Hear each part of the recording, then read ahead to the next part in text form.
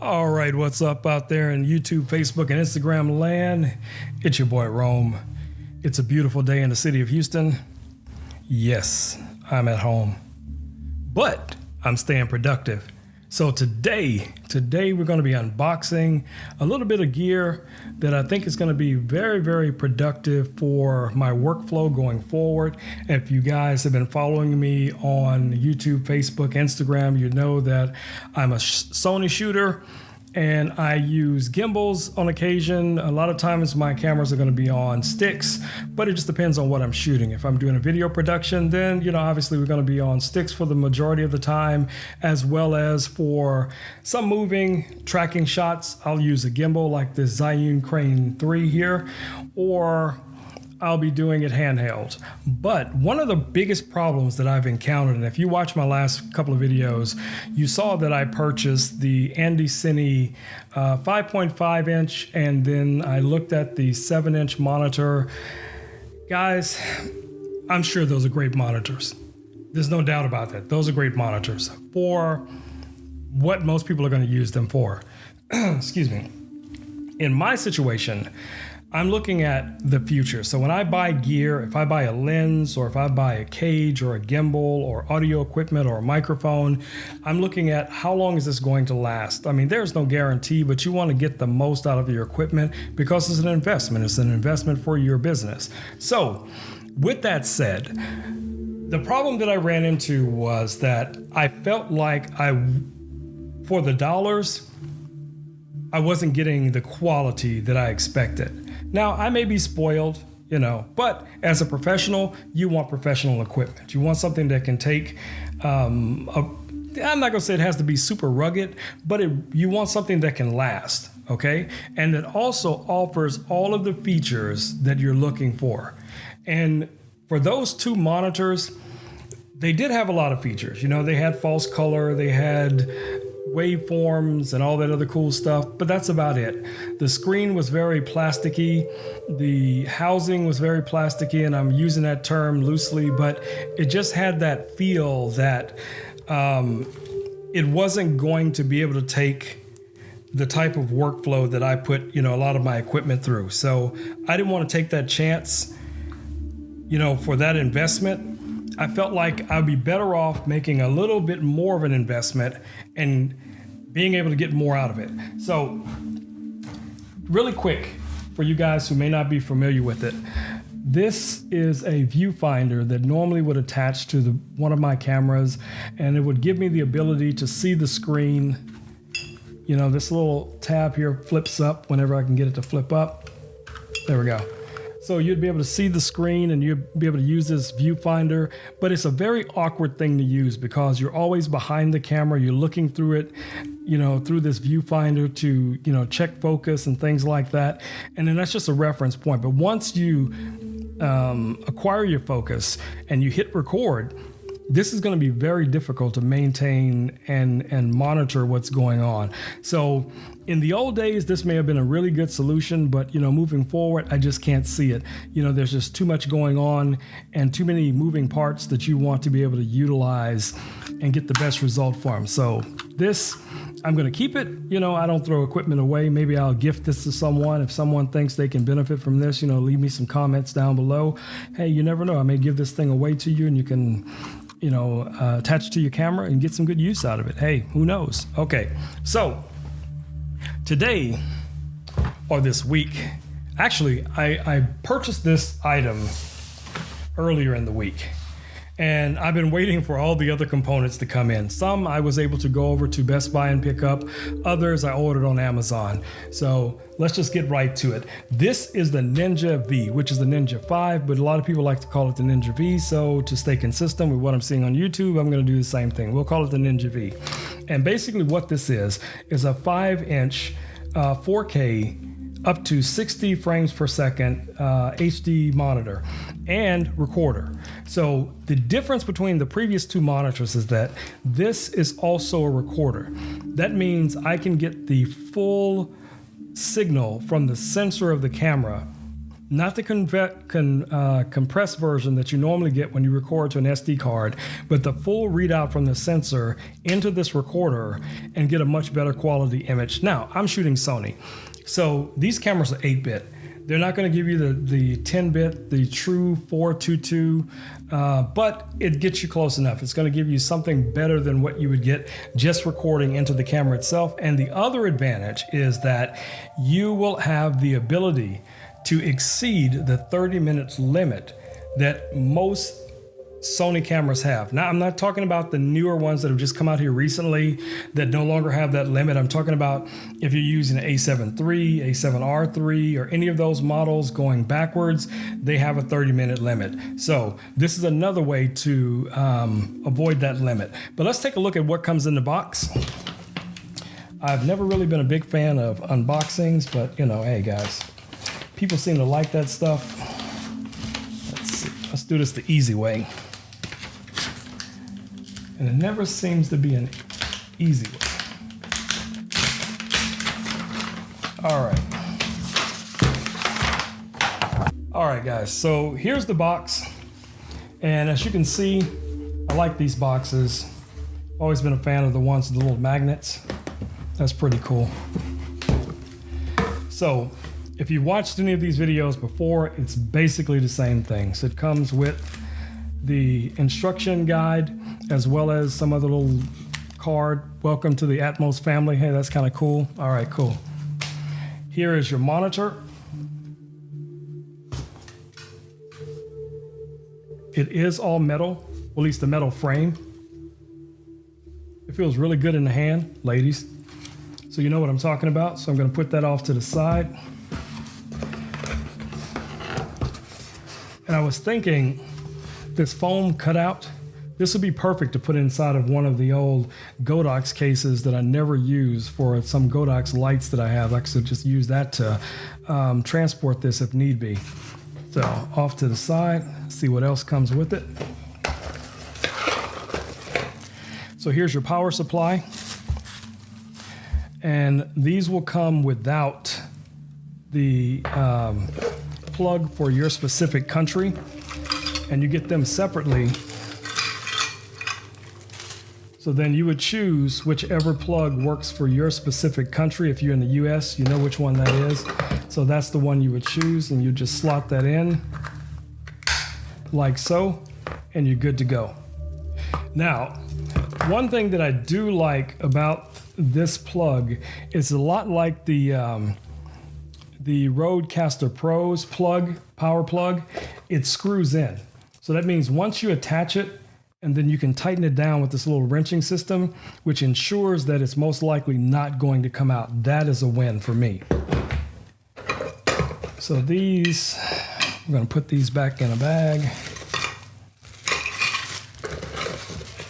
And the next thing you have here is your SSD caddy.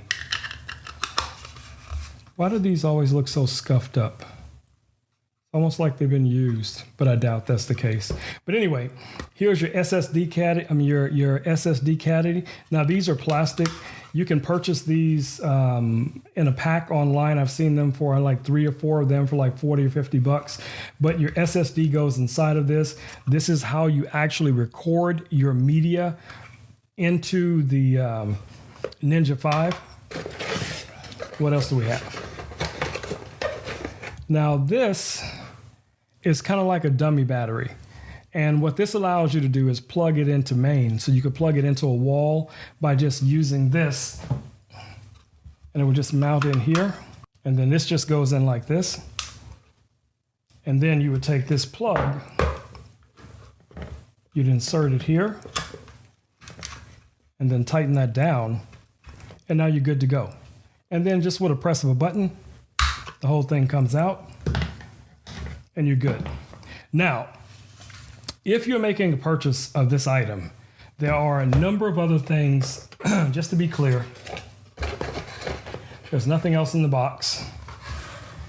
So we're going to put the box away,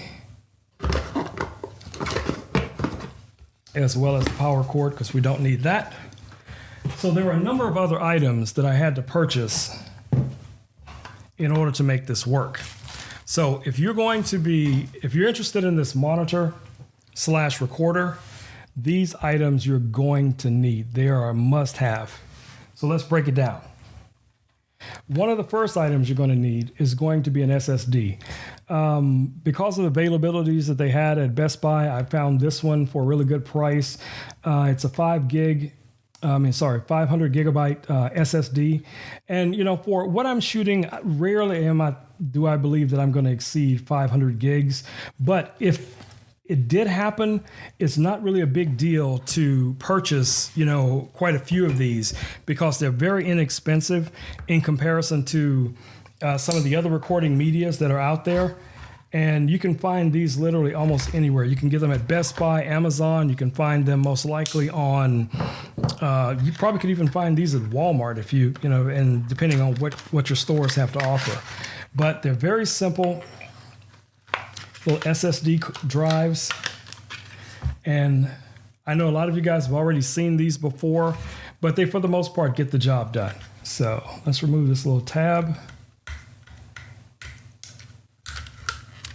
Good. And then this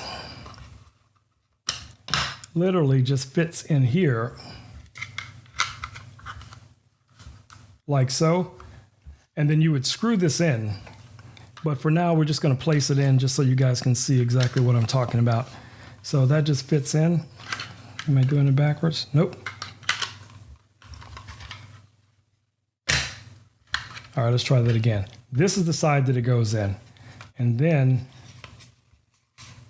there we go.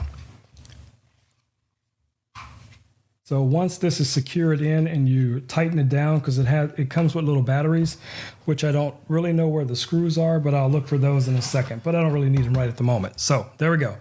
So what we have so far is our SSD in the caddy.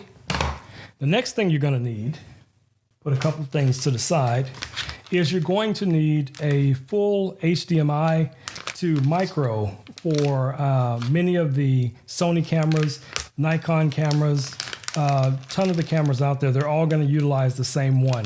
And that's, it's a good thing that it's universal for the most part. But one of the things I've always thought that would be beneficial is that if more of these cameras came with either a mini or a full HM full size cable. So this end obviously goes into the recorder, and the mini end, you can see that, is for the camera itself. So that's just how you would connect it to your camera. All right, what else do we have? Now, if you're going to be, like most of us, we're going to be recording, and then we want to be able to edit. So you're going to need a SATA cable. And basically all that is a cable that allows you to connect to the SSD and then enables you to get your data off of it. So that would just plug in like so. Am I doing it backwards? No. So that plugs in here. Then you could plug this into your computer, and then you're able to transfer or even edit on the actual drive itself, because this is an SSD, so it's pretty fast and it should get the job done. Okay, so let's pop that out. So far we have our monitor, recorder, we have our SSD, we have a SATA cable, we have our HMI for connecting the monitor itself, monitor/recorder, to the camera. And what else do we need? Well, there's a couple more things. You're going to need batteries. So I purchased, and I will leave links to all of this stuff where I got it from on Amazon. I purchased this little kit here that has 2 batteries and a charger and a little USB cable. So it comes with 2 batteries and a charger, which gives you the opportunity to charge both batteries at the same time or one at a time, whichever you need. And then that battery just slots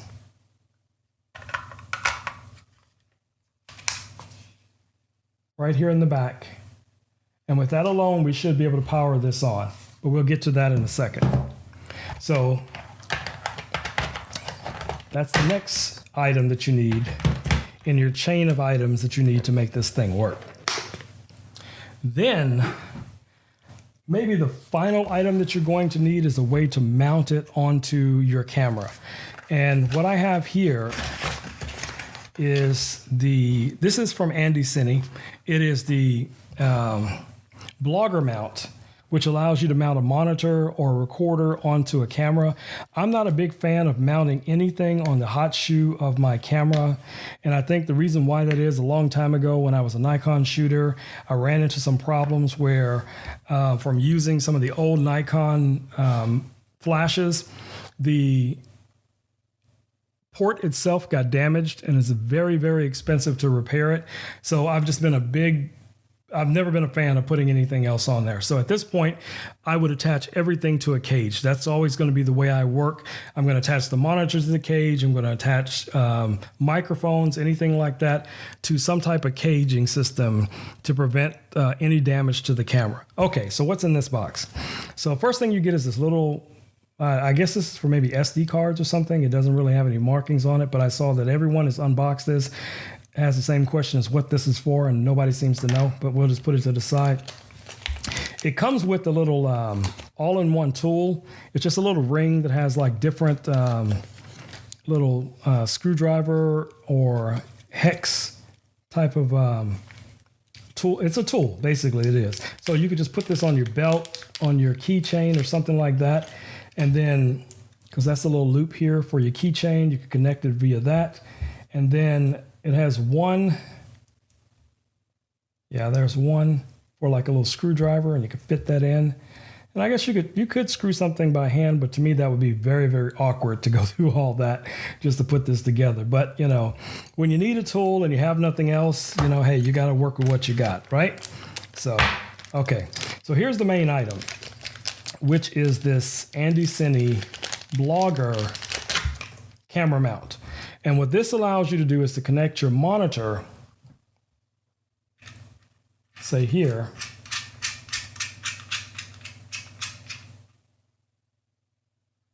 and now you're going to be able to adjust your monitor. You'll be able to rotate it and things like that once you put it on a cage. Well, I'm going to take this camera here off of this gimbal, and you'll see exactly what I'm talking about. And it also comes with a Allen key that you may need to adjust, because some of these are a little bit loose, and you may have to adjust it a little bit if it's for the pan and tilt.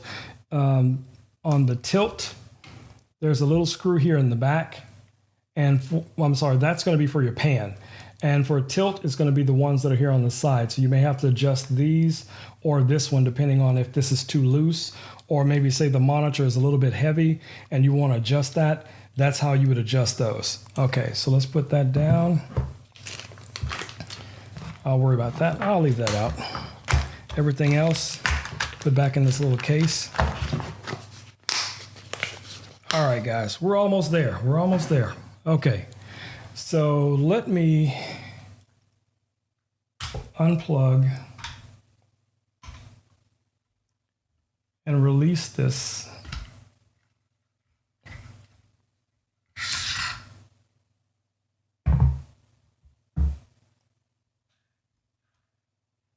Let me lock these so they won't be flopping all over the place. There we go. Okay. So here's our rig as it sits. And the way I would address this is attaching the monitor onto the cage, like so.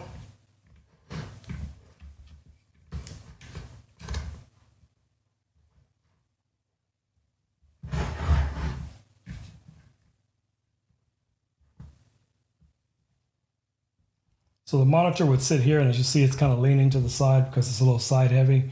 But you can always purchase these that also work with your NATO rails. And if you get one of these like from Small Rig that fits onto the NATO rail here, then you're able to just, slot your monitor directly over the center of gravity of your camera. That's a good idea, and it's probably something that I will do. But for now, this is what I have. So this is what we're going to be working with today.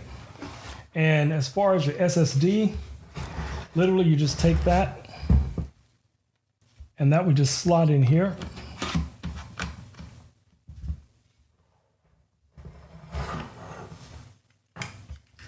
Now don't get me wrong, this has a little bit of weight to it. And you see already how this is leaning backwards, but it does give you the ability to rotate.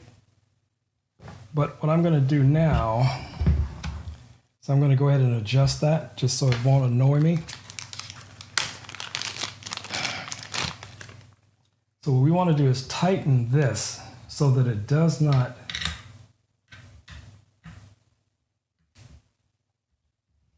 I'm going to tighten these up just a little bit on both sides.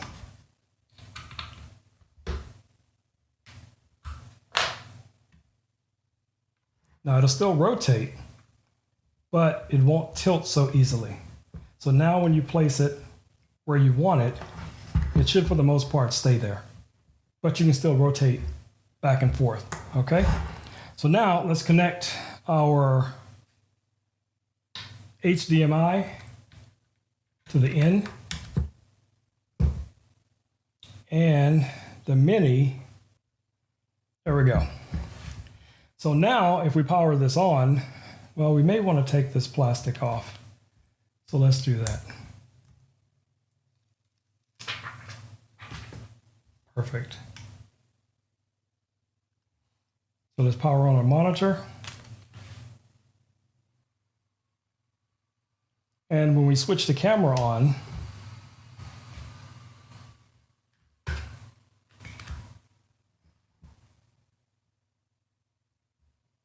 looks pretty good, guys.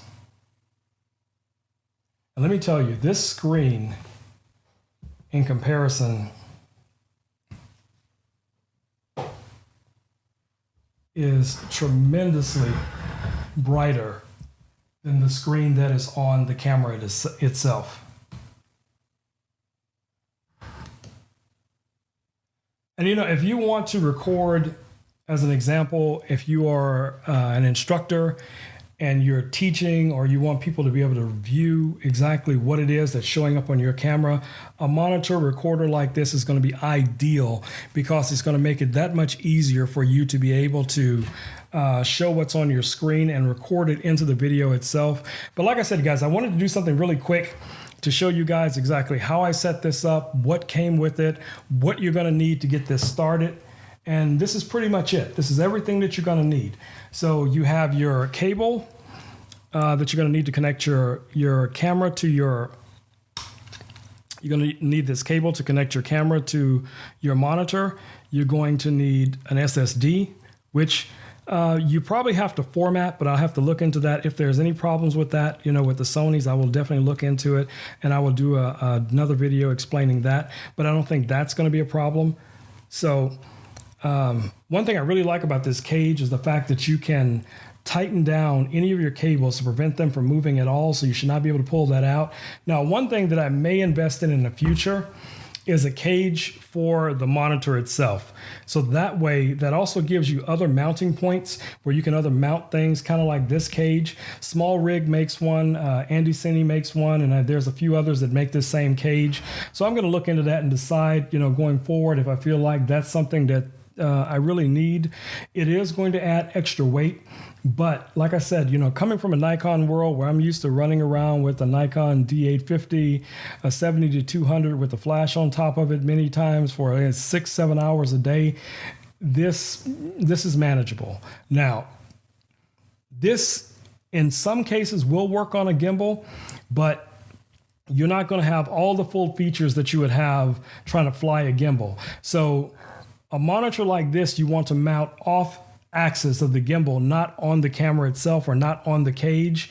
And that way it's going to give you the ability to still view whatever it is you're recording. And probably in an upcoming video, I will do a setup showing you exactly, once I get the magic arm in, exactly how I have that set up for attaching it to this Zhiyun Crane 3, and we'll just kind of go from there.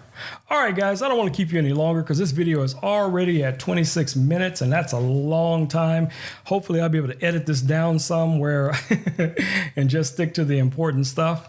But if you like these videos and this is you feel this is informative, please subscribe, comment, let's start a discussion. If you guys have set up a rig, something like this, or you're thinking about purchasing something like this and you have some questions, feel free to leave those in the comments and I will get back to you guys as soon as possible. If you're not already following me on Instagram, Facebook, YouTube, please do so. Those links also will be found in the description. But until then, it's your boy Rome.